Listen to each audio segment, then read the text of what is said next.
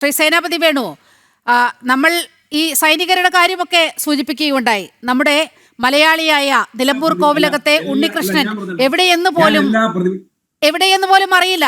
പാകിസ്ഥാൻ ജയിലിൽ കിടന്നാണ് അദ്ദേഹം മരിച്ചിട്ടുണ്ടാകുക. ഇത് നമ്മുടെ മുന്നിലെ ചരിത്രമാണ്. വളരെ കൃത്യമായി ഭാരതവുമായി പാകിസ്ഥാനുമായി ഉണ്ടാക്കിയ കരാറുകളിലെല്ലാം ഭാരതത്തിന് വലിയ നഷ്ടം വരുത്തുന്ന രീതിയിലുള്ള ഇടപെടലുകളാണ് ഇന്ദിരാഗാന്ധിയുടെ ഭാഗത്തു നിന്നും ഉണ്ടായത്. ഏറ്റവും വലിയ ഉദാഹരണമായി നമുക്ക് ചൂണ്ടിക്കാട്ടാനാവുന്നത് സിന്ധു നദീജല കരാറാണ്.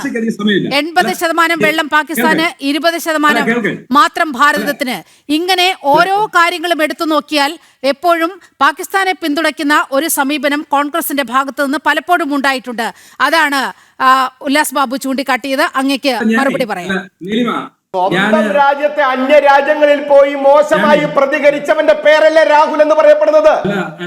ഈ രാജ്യത്തിന്റെ ഇക്കോണമി ഡെഡ് ഇക്കോണമിയാണെന്ന് വിളിച്ചു പറഞ്ഞ രാജ്യത്തിന് ദോഷം ചെയ്യുന്ന വ്യക്തിയുടെ പേരല്ലേ രാഹുൽ എന്ന് പറയപ്പെടുന്നത്? 2019 മരിച്ച വ്യക്തി 2020 വന്ന് ഇയാളെ ഭീഷണിപ്പെടുത്തി എന്ന് പറയപ്പെടുന്ന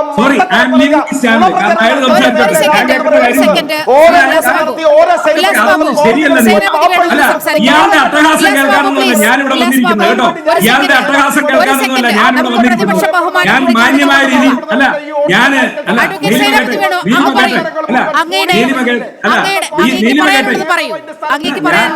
അല്ല നീലിമ കേട്ടെ ഞാന് കോൺഗ്രസ് പാർട്ടിയിൽ നിന്ന് ഏറ്റവും കൂടുതൽ ജനം ചാനലിന്റെ ചർച്ചയ്ക്ക് വന്നിരിക്കുന്നു. ഞാൻ ഇന്ന് വരെ പ്രകോപിതനായിട്ട് സംസാരിക്കുന്നു. പക്ഷെ ഞാൻ ഒരു കാര്യം ഉല്ലാസ് ബാബു ഇരിക്കുന്ന ഒരു ചാനൽ ചർച്ചയിൽ സേനാപതി വരുന്നില്ല.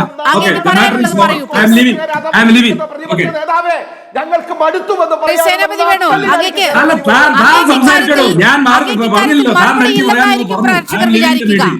അങ്ങേക്ക് ഇക്കാര്യത്തിൽ മറുപടിയില്ലെന്നായിരിക്കും പ്രേക്ഷകർ വിചാരിക്കുക.